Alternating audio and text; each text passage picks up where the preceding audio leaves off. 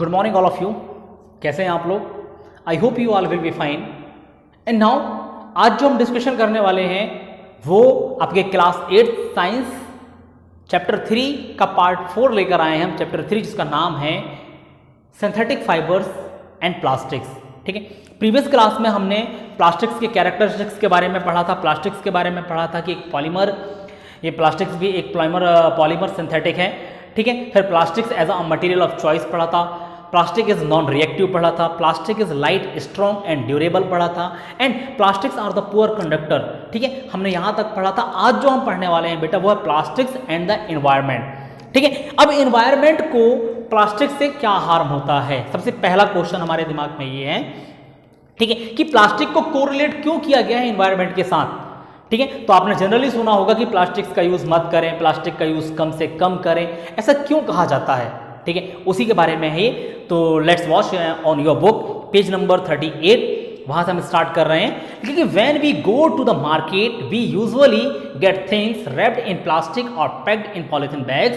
That is one reason why plastic waste keep getting accumulated in our homes. कि जब आप market जाते हैं तो बहुत सारी चीजें आपको प्लास्टिक में रैप की हुई मिलती हैं। ठीक है, रैप का मतलब प्लास्टिक में लपेटी हुई मिलती हैं, पॉलिथीन के बैग्स मिलते हैं, और यही वजह है कि आपके घर में बहुत सारा प्लास्टिक एक्यूमुलेट हो जाता है, इकट्ठा हो जाता है। ठीक है, and ultimately plastics find its way to the garbage. Disposal of plastic is a major problem. Why? ठीक है, और अल्टीमेटली जब आपके प्लास्टिक का यूज खत्म हो जाता है तो आप उसे गार्बेज में डाल देते हैं, कचड़े में डाल देते हैं। ठीक है, और डिस्पोजल ऑफ प्लास्टिक की प्लास्टिक का डिस्पोज होना यानी प्लास्टिक का डिग्रेडेबल होना ये बहुत ही मुश्किल है। क्यों, उसके बारे में लिखा है, देखिए नीचे सबसे पहले देखते हैं सेकंड पैराग्राफ में कि a material which gets decomposed through natural process such as action by bacteria is called biodegradable.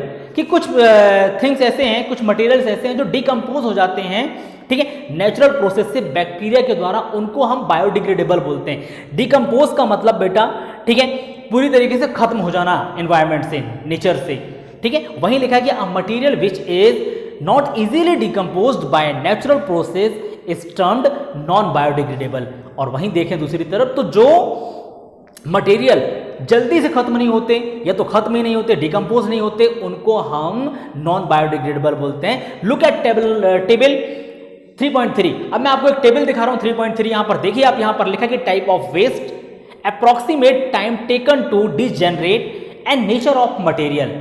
ठीक है, नेचर ऑफ मटेरियल में आपको ये पता चलेगा कौन से बायोडिग्रेडेबल हैं और कौन से नॉन बायोडिग्रेडेबल हैं। ठीक है, तो बेसिकली हमको जो चीजें यूज करनी चाहिए वो बायोडिग्रेडेबल की चीजें जो हैं वो यूज करनी चाहिए। तो आपको इस टेबल में क्लियर समझ में आ रहा होगा कि पहले नंबर पर लिखा है peels of vegetable and fruits left over food stuff, कि सब्जियों के छिलके हैं, फ्रूट्स के छिलके हैं, इनको अप्रॉक्सीमेटली 1 से 2 वीक लगते हैं डिग्रेडेट होने में, खत्म होने में, और ये बायोडिग्रेडेबल हैं। फिर दूसरे में लिखा है paper 10 to 30 days also biodegradable, cotton clothes 2 to 5 month also biodegradable, would 10 to 15 years also biodegradable, woollen clothes उनके कपड़े अबाउट अ ईयर लगभग 1 साल लगता है। ठीक है, ये भी बायोडिग्रेडेबल है। लेकिन जब हम आते हैं नीचे, अब जहां पर tin, aluminium and other metals लिखा है, इनको लगभग 100 से 500 ईयर्स लगते हैं डिजेनरेट होने में, और ये नॉन बायोडिग्रेडेबल सब्सटेंस के रूप में आते हैं।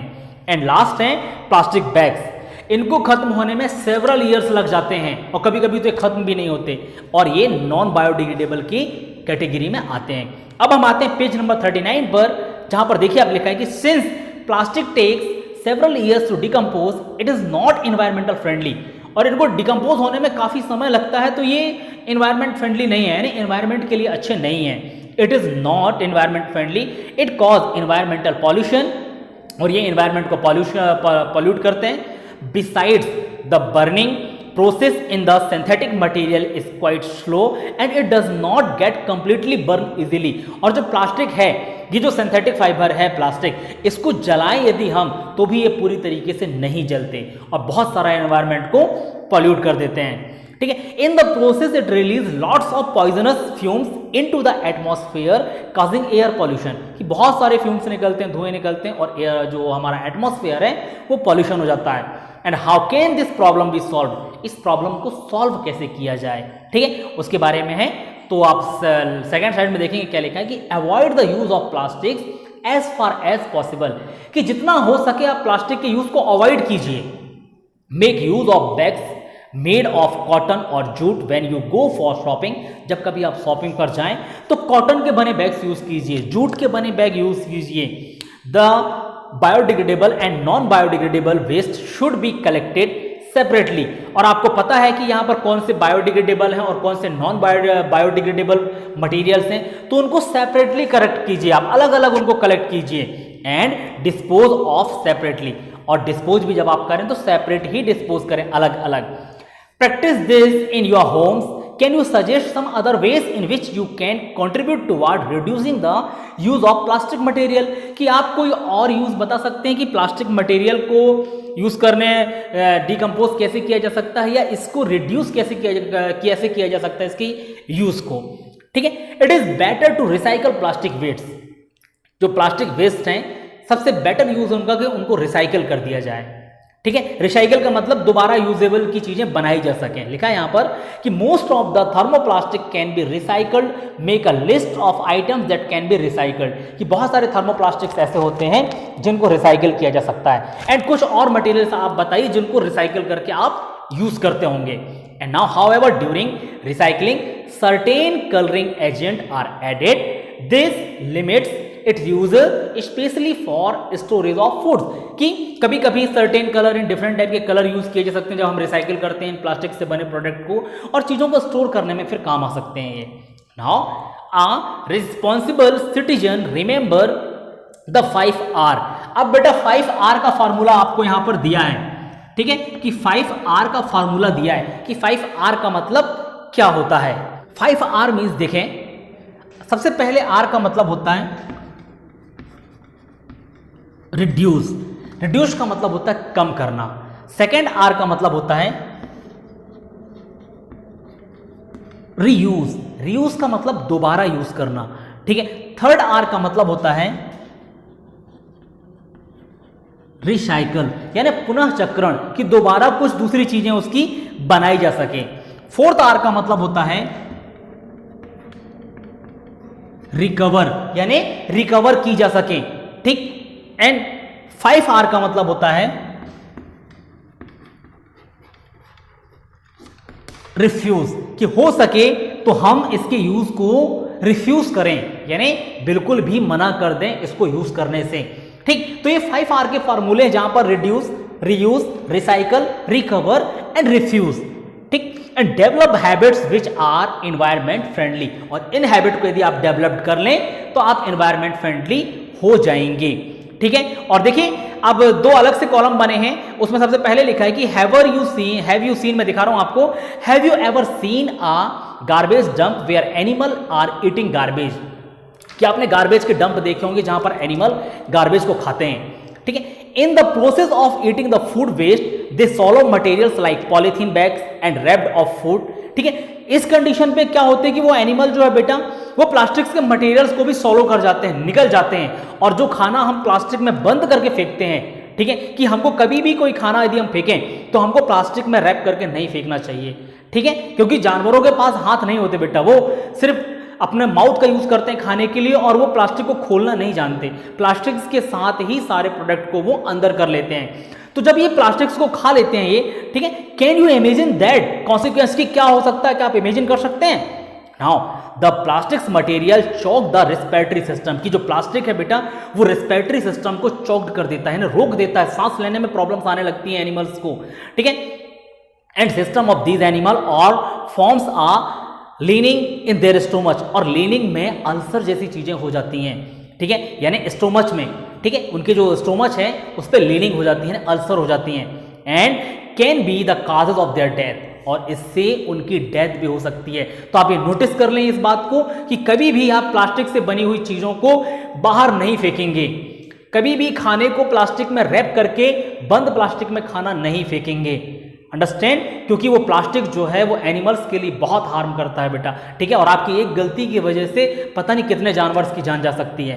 ठीक, नीचे वाले पैराग्राफ में देखें, the poly bags carelessly thrown here and there are responsible for clogging the drains. और जब हम पॉलिथीन बैग्स को इधर उधर केयरलेसली फेंकते हैं बेटा, तो कभी कभी ड्रेन्स यानी नालियों में फंस जाते हैं और वहां पानी रुक जाता है।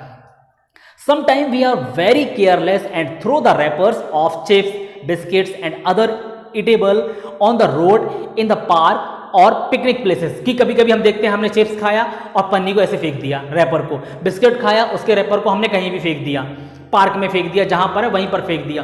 तो हमको ये गलती कभी नहीं करनी है। हमको एक सुटेबल प्लेस देखना है कि कहां पर हमको कचरा डालना है, ठीक है, वहां पर डालेंगे। And should be not think twice before doing, और हम सोचते भी नहीं ऐसा करने से पहले। As a responsible citizen, what measures do you suggest to keep public place clean and free to plastic? कि एक रिस्पॉन्सिबल सिटीजन होने के नाते, ठीक है, आप और क्या सजेशन दे सकते हैं कि एनवायरनमेंट को कैसे क्लीन रखा जाए? ठीक है, हमारी गवर्नमेंट इस पर वर्क कर रही है, क्लीन इंडिया, ग्रीन इंडिया का, ठीक है, स्वच्छ भारत अभियान चला रही है। आपके घर में कचरा वाला आता होगा सुबह सुबह, ठीक है, गाड़ी आती होगी जिस पर आपके घर वाले कचरा डालते होंगे, ठीक। तो ये चीजें क्यों की जा रही हैं? ताकि एनवायरनमेंट का पॉल्यूशन ना हो सके, ठीक। एक कॉलम और आपके चैप्टर के लास्ट में बनाए, देखिए, फाइबर वाइज, कि आपके दिमाग की बात की कि आप कैसे इनका यूज कर रहे हैं। तो यहां पर लिखा है कि do not throw plastic bags in the water bodies और ऑन द रोड, कि कभी भी प्लास्टिक के बैग्स को वाटर बॉडीज पर ना फेंकें, यानी नदियों में, तालाब में, टंकी में पानी की कहीं पर भी ना फेंकें और रोड पर भी ना फेंकें। Take a cotton carry bag और jute bags while going for shopping, जब कभी आप शॉपिंग पर जाएं तो आप याद रखें कि कॉटन के कैरी बैग यूज करें या तो जूट के कैरी बैग यूज करें। And now try to minimize the use of plastics material, that is use a steel lunch box instead of plastic one। Plastic के यूज को कम करने का पहला तरीका आप अपने घर से स्टार्ट कर सकते हैं। जैसे आपकी बुक में लिखा है कि use a steel lunch box instead of a plastic lunch box, कि प्लास्टिक लंच बॉक्स की जगह आप स्टील के लंच बॉक्स का यूज करें। I am also use the lunch box of steel, ठीक है, मैं भी स्टील के लंच बॉक्स का यूज करता हूं, ठीक। तो इससे क्या होगा बेटा, प्लास्टिक जो है वो इन्वायरमेंट में फैलेगा नहीं। हम जब तक हम खुद शुरुआत नहीं करेंगे, ठीक है, हम सोचें यार वो तो यूज कर रहा है, हम क्यों नहीं करें, ठीक है, वो तो प्लास्टिक के बैग रख रहा है, हम भी रखेंगे, तो हमको ये नहीं करना है। हमको इसकी शुरुआत खुद से, हमको खुद पर अप्लाई करना है, तब जाके हमारा एनवायरमेंट पॉलीथीन से फ्री हो सकता है, ठीक है। तो जितना हो सके पॉलीथीन का यूज कम से कम करिए आप, ठीक है, और भारत को स्वच्छ बनाने में अपना भी योगदान दीजिए, एक रिस्पॉन्सिबल सिटीजन बनिए, ठीक। तो ये तो था बेटा आपका चैप्टर जो कि क्लोज हुआ। नेक्स्ट क्लास में, नेक्स्ट लेक्चर में, ठीक है, मैं इसके क्वेश्चन आंसर के साथ आपसे मिलूंगा। आज के लिए बस इतना ही, थैंक यू सो मच। और जो प्रीवियस इस चैप्टर के जो प्रीवियस पार्ट के वीडियो हैं, मैं डिस्क्रिप्शन में लिंक मेंशन कर दूंगा, आप वहां से जाकर इसके प्रीवियस पार्ट के वीडियोस को देख सकते हैं। Thank you so much.